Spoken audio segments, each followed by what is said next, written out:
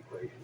First of all, I would just add that you got to be very careful about who's still talking about outside education. That has long been an explanation for repressing demonstrations. I'm not suggesting that's what's happening here. I think it's just, I think once you approach it with some level of skepticism.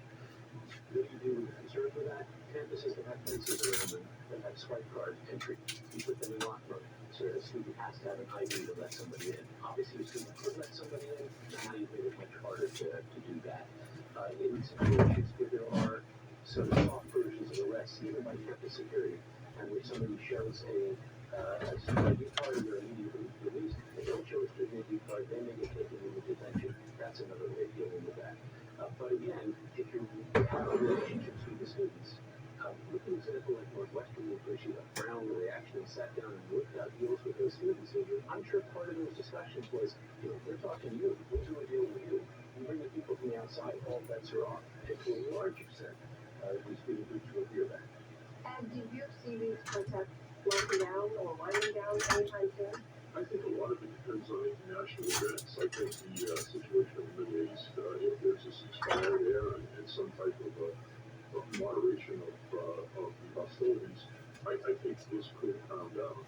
However, this is an election year, and that's going to be in the process. So, we'll see what happens.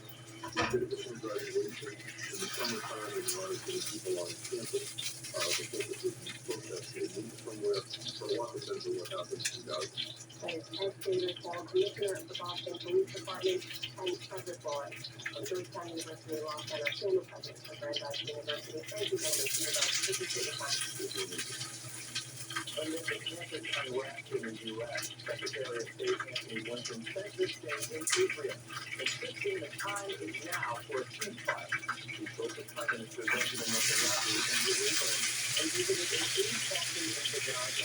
Later, he said Israel should offer two compromises for a ceasefire and declared Hamas to say yes. Hamas actually supposed to care about the health of the people and wants to see an immediate redress to their suffering, it will make a deal. If it doesn't, I think that's further pushback because of terrorism. In turn, the Prime Minister's office insisted that Israel still needs to assault the city of Rafah to finish off Hamas. But Blinken said the U.S. has not received any Israeli plans for attacking Rafah in southern Gaza that accounts for the safety of civilians. Hundreds of thousands of Palestinians are sheltering in Rafah amid airstrikes that killed 4 children overnight, and despite fears of an Israeli ground attack.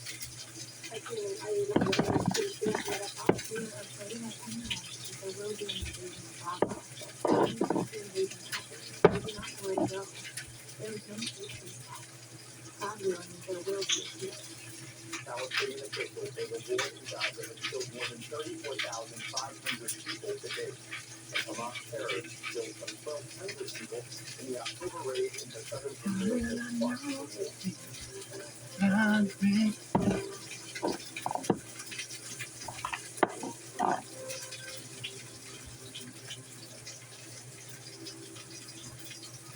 In the day's other headlines, the Federal Reserve left its key interest rate unchanged at 75%, acknowledging that inflation remains stubbornly high. That, in turn, jeopardizes plans to cut rates 3 times this year. Fed Chair Jerome Powell said he still expects inflation to drop this year, closer to the goal of 2%, but there's no sign yet of that. We will see progress in the first quarter, and I said that it's clear that it's going to take longer for us to reach that point of comfort. So I don't know how long it will take. I can just say that when we get that confidence, then January cuts will be in scope. And that's when that will be. Powell did say it's unlikely the Fed's next move will be a rate increase.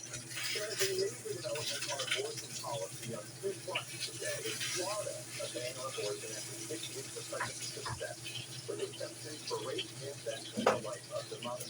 Vice President Kamala Harris visited Jacksonville today and announced the law. Voters will decide whether to add abortion rights to the state constitution this November. The Arizona State Senate voted today to overturn a strict abortion ban that dates to 1864. Democrats won over a enough Republicans to carry the measure. A repeal had narrowly passed the state House last week as 3 Republicans crossed the party line. The law provides no exceptions for race their in Congress, far-right Republican Marjorie Taylor Greene is battling a still towards the head despite the House Speaker Mike Johnson. Many Republicans still support Johnson, and Democrats now say that they'll oppose efforts to remove him. But today, outside the Capitol, Greene announced that he'll call for a vote next week unless Johnson quits. You can pray about it, think about it all weekend, utilize him over time, time to elect a new leader, a new speaker of the House. He could reject the endorsement of Hawkins, Jeffries, and the entire Democrat leadership team. That is not an endorsement that any Republican speaker could ever want or embrace. For his part, House Minority Leader Hawkins Jeffries says it's time for Democrats to help restore order in the House. House Republicans are either unwilling or unable to get more details and they say that Republicans are in control and so it's going to take a bipartisan coalition and partnership to accomplish that objective. House Speaker Johnson enraged his Republican critics last month with new Democratic support for fiscal the United Methodist Church Delegates has repealed a long-standing ban on LGBTQ clergy. The vote came today at the denomination's national gathering in Charlotte, North Carolina. Delegates also barred regional leaders from monitoring clergy who appreciate same-sex weddings. All of this comes as many conservatives have left the church this year. Protesters around the world poured into the streets to advocate labor rights on this May Day. Rallies popped up in Sri Lanka, a country struggling with economic crisis, to Paris, where workers demanded wage hikes ahead of the Summer Olympic Games. In Istanbul, Turkey, police arrested more than 200 people after clashes broke out in the city's main road. In Kansas, a town of just 700 people early morning tonight after a tornado killed one person and blasted homes into ruin. Last night's storm ripped through West Moreland, 50 miles outside of Topeka. Piles of steel ends and other debris cluttered neighborhood streets. Officials said 22 homes were destroyed, with more than a dozen others damaged. Former students at a now defunct chain of colleges will have $6 billion of federal student loans canceled over allegations of fraud. The Biden administration says it's writing off loan debt to some 317,000 people who attended the Art Institute. Federal officials say the schools lied about their job prospects. And on Wall Street, stocks turned for direction after the Fed's announcement on inflation and interest rates. The Dow Jones Industrial Average gained 87 points to close at 37,903. The Nasdaq fell 52 points. The S&P 500 slipped 17. Still to come on the NewsHour, a government task force releases new breast cancer screening guidelines. And an agriculture university in Rwanda works to develop a climate-aware approach to help farmers. This is the PBS NewsHour from WETA Studios in Washington and in the West from the Walter Cronkite School of Journalism at Arizona State University. Donald Trump was out of the courtroom and back on the campaign trail today in Wisconsin, but the familiar refrain about undocumented immigrants. We're going to have the largest deportation in the history of our country. We have to do this. It was the latest example of the policies he would like to implement. It follows a wide-ranging interview with Time magazine that sparked headlines about what he would do in a second term. These days are Dan now. So Lisa, there's a lot in this interview, but let's start with how Donald Trump would staff his administration and what sounds like a litmus test about the 2020 election. Yeah, Time magazine said overall this was a picture of a man who wants an imperial presidency, someone who plans to ramp up and intensify, not soften what he's doing. And that's where we get to 2020. He again repeated the idea that the election was stolen from him. He said there was proof.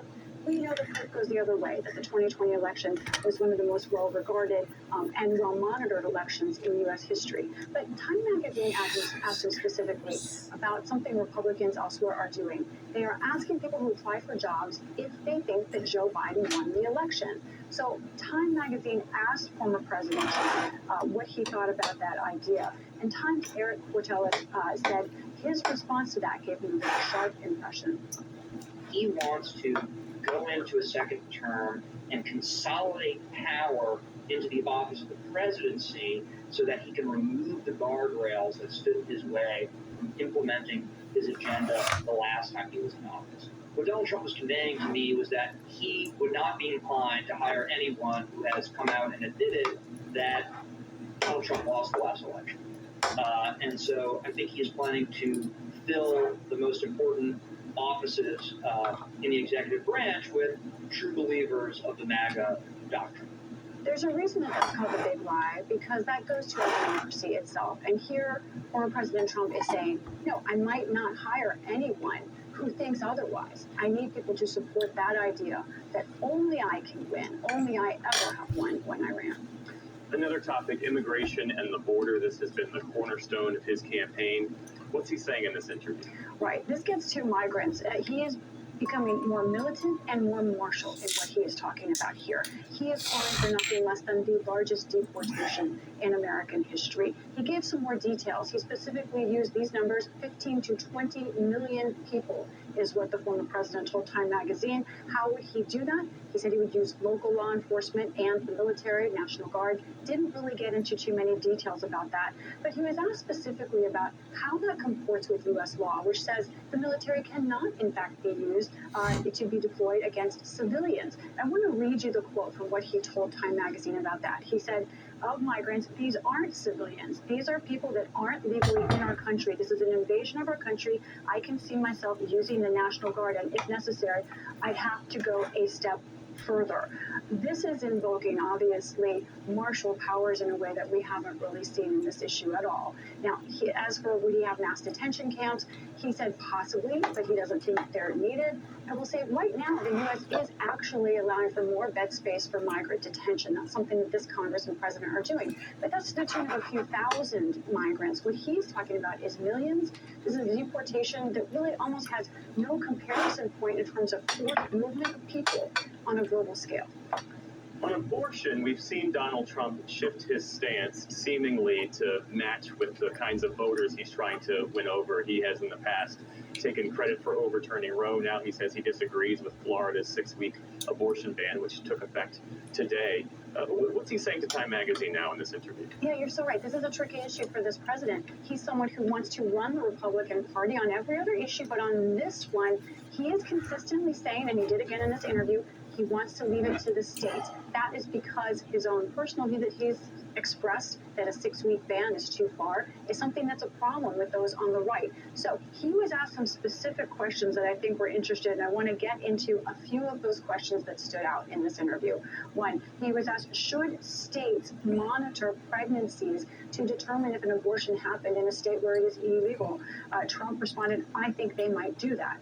Then, should states prosecute women for abortions? He said the states are going to say it's irrelevant whether I'm comfortable or not. Now, again, this is a consistent states will do what they should do policy from the former president. It is a policy proposal. It is also political. But this idea that states monitoring pregnancy is something that he could accept is incredibly notable, whether he's a president who vetoes legislation or not. He's the leader of the Republican Party making these statements. And what's the picture that this gives overall, Lisa?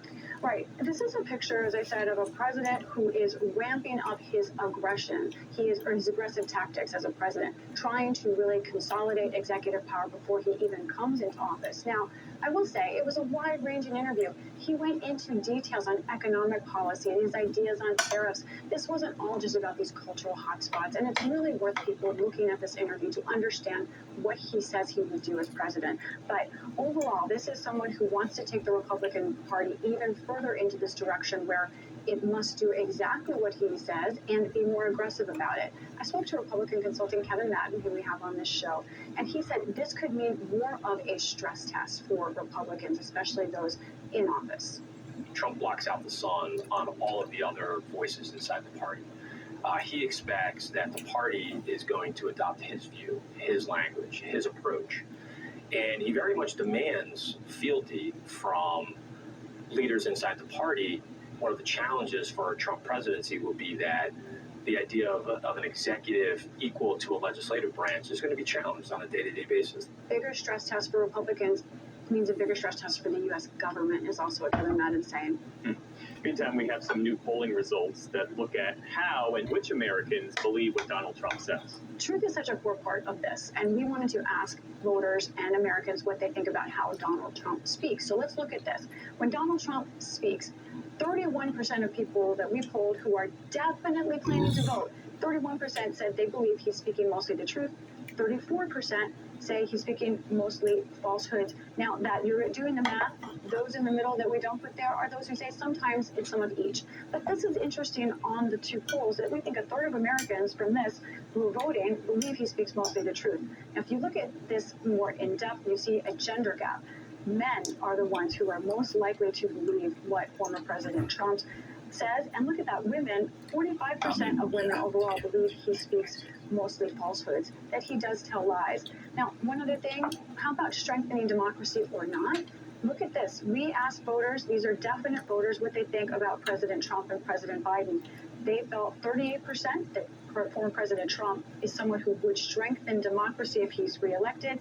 Look at that, President Biden, 35% would likely strengthen democracy. This is a tricky number because a lot of voters who answered this poll believe that President Biden would keep things as it was. But we wanted to raise this because it shows many voters, definite voters, believe that Trump would strengthen democracy. More believe he would weaken it, but there is a significant core out there that believes he would strengthen it. All right, Lisa Desjardins, thanks so much for walking us through all this. We appreciate it. You're welcome.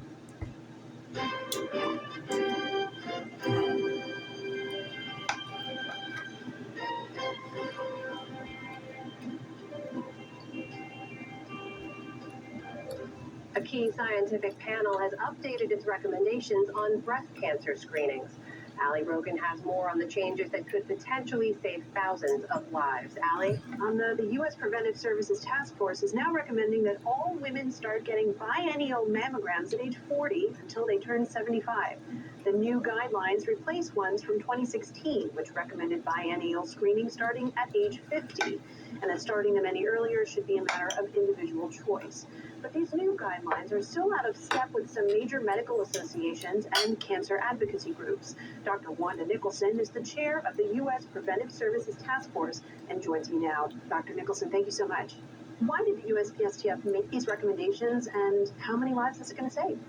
Well, we know that breast cancer is the second most common cancer in women and the second most common cause of cancer deaths in women. The latest science clearly shows that by starting at age 40 and screening every other year to age 74 can save even more lives for breast cancer, and in fact can save up to nearly 20% more lives. And this corresponds to about 25,000 more women whose lives were saved. We think that's a huge win for women. As we did mention, these guidelines are out of step with some advocacy groups and medical organizations. I spoke earlier today with board-certified radiologist Dr. Robin Roth. She raised some concerns. I want to play for you some of her comments and then ask you about them. I think that they missed the mark in a number of ways. The largest way being the every 2-year screening interval, which groups like myself will tell you that annual screening mammography saves the most lives. These guidelines do not endorse supplemental screening in women with dense breast tissue, and I think that is a major downfall of these recommendations. I want to ask first about the 2-year interval. You actually said in a recent interview that annual screening might find some cancers earlier. So why not recommend annual breast screening? Well, the task force's role is to look for the strongest evidence possible to help guide women as to how they should be screened and how often to be screened. And when we recently looked at the evidence and looked across all the evidence, comparing the benefits and harms of different screening strategies, we found a much more favorable balance of benefits and harms for individuals undergoing screening every other year compared to annually. And what are some of those harms? Well, there can be various harms. First, the first leading harm can be a harm of potentially false positives.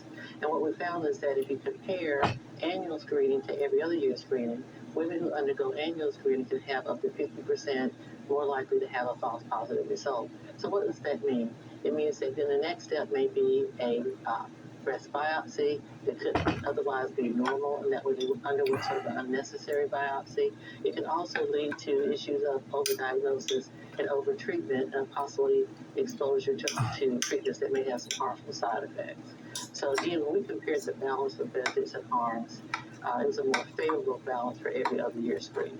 And when weighing the potential for false positives against the potential for catching some cancers earlier, what is that calculation? Well, when we think about annual screening, then you are looking at the fact that perhaps you may have detected the cancer earlier. But the issue remains is whether or not that annual screening correlated with reducing mortality. So while you may have a slight benefit to the annual screening, the harms of that annual screening in terms of false positives and the downstream consequences of that outweigh that potential benefit. Is there evidence to show that there is no correlation between catching cancers earlier and reduction of mortality? Well, we do want to catch cancers as early as possible. I mean, we care about women and want women to get the best care possible. Again, it's a matter of balancing the benefits and harms. And when we looked across the evidence, as well as our modeling studies, we looked across different strategies. So we compared screening every other year, we compared screening every year. And when you look at that balance of what benefit you may gain with screening annually compared to those harms far outweigh those benefits.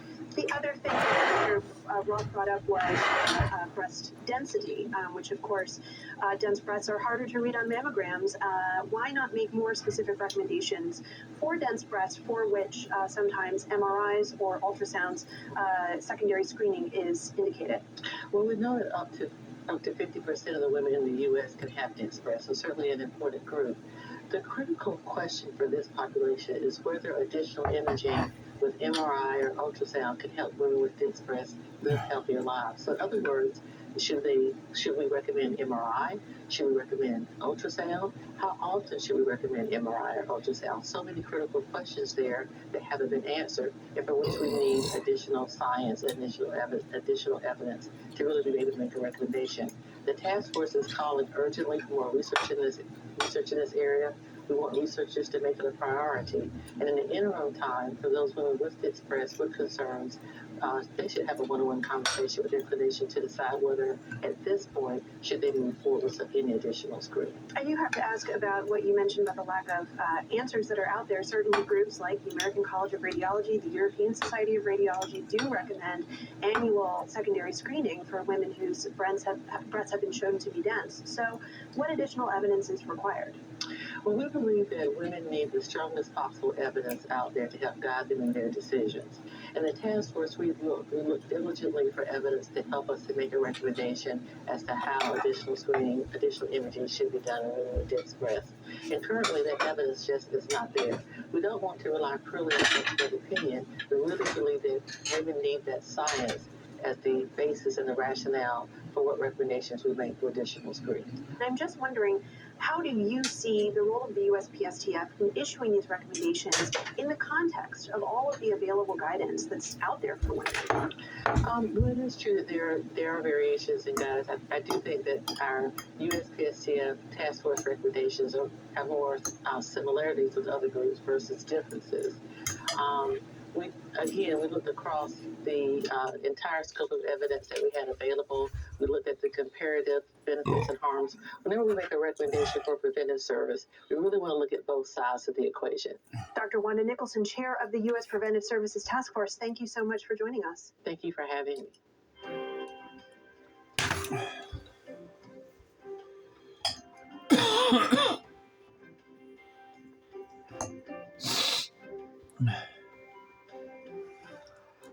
The Biden administration calls the People's Republic of China, or PRC, the only country with the will, the intent, and the military strength to change the world order.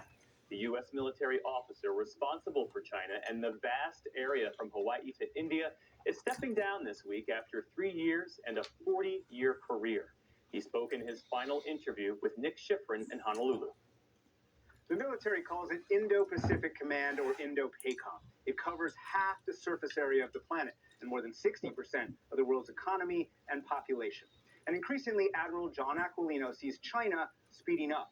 Already, Beijing fielded the world's largest military, and in the 3 years since he's been in command, Aquilino says China has built more than 400 aircraft, 20 major warships, and doubled its missile inventory, leading Aquilino to say that the U.S., its allies, and its partners must go faster. As I look at over my last 3 years, the security environment has changed drastically, and not in a good way. When you look at the PRC as the most concerning security threat that exists. They continue to be more aggressive in a variety of areas. They're challenging the current international rules to benefit an authoritarian society that does not provide benefit for anyone else in the region. They've expanded their military capability. Their verbalization is more aggressive and their actions are more aggressive, and they've now accelerated to dangerous. Perhaps most dangerous in the Philippines. On Tuesday, Chinese boats hit a Philippine boat with water cannons in the Scarborough Shoal, which China claims as its own. It also claims the second Thomas Shoal, where Chinese boats have rammed Philippine boats trying to resupply a ship the Philippines intentionally grounded. The U.S. acknowledges it is obligated to defend the Philippines. Are Chinese actions increasing the chances of U.S.-Chinese conflict? Yeah, the Chinese actions are certainly destabilizing to the region. They are putting at risk the Philippine Coast Guardsmen, sailors, and those fishermen that operate in their exclusive economic zone within the full rights of the Philippines. If one of these incidents becomes deadly, then that becomes a very serious challenge for the U.S. and for the military. That could absolutely be a challenge for the United States, again, through the policy level. Nick, the important part of this, again, it's the Philippines today, but we have to highlight the fact that China has these same claims throughout the entire South China Sea. You recently said the Chinese, quote, believe they can get away with it. Does that mean they haven't paid enough price for their actions? Well, they've clearly made a risk determination that taking aggressive actions is within their interest and to the benefit of their strategic objectives. You'd have to ask them on how they're thinking about this. Their actions tell a story as I look at it. In about 3 weeks, Taiwan inaugurates a new president, known as William Lai. Beijing calls him a dangerous separatist. You recently called out increasingly aggressive coercion and pressure by Beijing toward Taipei. What do you expect from Beijing around Inauguration Day? What I would say is the United States policy as it applies to Taiwan has not changed. The United States supports the peaceful resolution of this dispute to the satisfaction of people on both sides of the straits, free of coercion. And the issue here is we are not in the free of coercion space. Increased aggressiveness in the maritime domain, in the air domain, in the cyber domain, and in the information domain.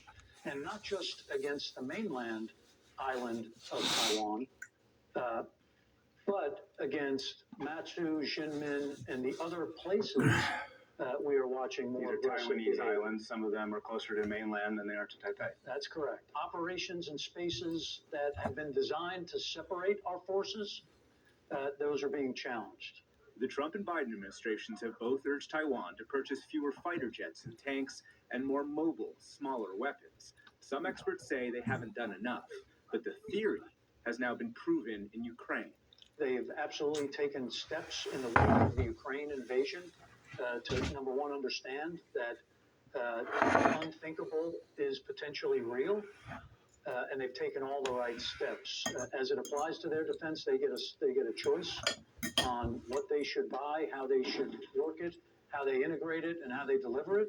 And again, under the Taiwan Relations Act, we're standing by to support that. When you look at the Indo-PACOM AOR here, from the border of Pakistan and India over to this part, across the region, the military has brought operational allies and now operates from more bases, thanks to bilateral and multilateral political agreements, in part designed to complicate Beijing's war planning. What I want is for all of these nations to be able to operate together if need be, to support each other when required, whether it be for humanitarian assistance or for the United States to execute our mutual defense treaty responsibilities, or ultimately to protect the global commons. China has its own expanding alliance. You recently testified that China has helped Russia rebuild and reconstitute its defense industrial base. How much has it done? What I can watch from this side is the ability of Beijing to utilize a cover of civil-military fusion to be able to provide capabilities to the Russians below the level of direct lethal aid. And again, that is this no-limits relationship that we should be concerned about. A U.S. official gave me this detail. China has sent Russia billions of dollars worth of machine tools that Moscow has likely used to build missiles. microelectronics for tanks and aircraft. It almost sounds like this kind of partnership that Nixon and Kissinger were able to prevent during the Cold War. And in the words of President Xi Jinping, this is a relationship not seen in 100 years. Those are his words, and the actions support it. North Korea has supplied Russia with short-range ballistic missiles in addition to more than 1 million artillery shells. Russia has used these ballistic missiles, including in Kharkiv, what was once Ukraine's second largest city. Are you concerned this is a tool North Korean missiles, which are not particularly good, get battle tested in Ukraine by Russia and therefore could destabilize the peninsula? Absolutely. First of all, when you talk about the authoritarian nations, no one ever does anything to help anybody else for the goodness of the other person. There is a quid pro quo that applies. So we are concerned about the access to increased technology in North Korea. But the main theme that's really concerning here and that everyone has to see is it links authoritarian nations in ways that we haven't seen in our history in a long, long time. Last week, President Biden signed into law a bill that would require TikTok's Chinese owner to divest or face a ban in the U.S. You've pointed out that no Chinese apps are being used at Indo-PACOM. If you don't mind my asking a slightly personal question, would you let your family use TikTok? I have encouraged my daughters not to. There is a risk there, right? The intelligence gathering risk, the information, misinformation, and disinformation transmission that we see. Again, that's the reason that I have prohibited it here at Indo-PACOM. Your daughters listen to you? No one in my house listens to me. This jaunt down here for me, Nick, this is my place of sanity, right? At Joint Base Pearl Harbor, the guided missile cruiser USS Shiloh has just rebased from Japan. Aquilino has pushed the military to create a regional joint task force, the first outside a theater of war. The more aggressive rhetoric and certainly the more aggressive actions over my 3 years have led me to a place where the synchronization of our forces required, and the best way to do that is by putting in place a standing joint task force to totally and seamlessly integrate our operations, our actions, our plans, in order to be postured in a fight tonight stance. Standing here 3 years later, what have you not accomplished that you hoped you would? What I would say has been consistent over 3 years. I haven't been able to drive the entire machine to move faster. I don't think we've accelerated enough across all domains and all areas to be able to, no kidding, accelerate the delivery of deterrent effects and ultimately posture ourselves in a position that is really where we need to be in this current security environment. For all of us, we all have to continue to go faster. Do you think you have a legacy after 3 years? Everybody gets a legacy, whether they like it or not. I'll let other people write the history. I couldn't be more proud to have been serving with and serving alongside the 380,000 U.S. service members in this region. Admiral Aquilino, thank you very much. Thanks, Nick. Thank you, guys.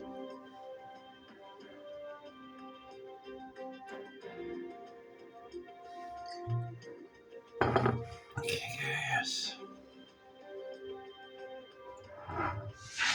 The African continent faces challenges as vast as its vast landmass, some 3 times the size of the United States.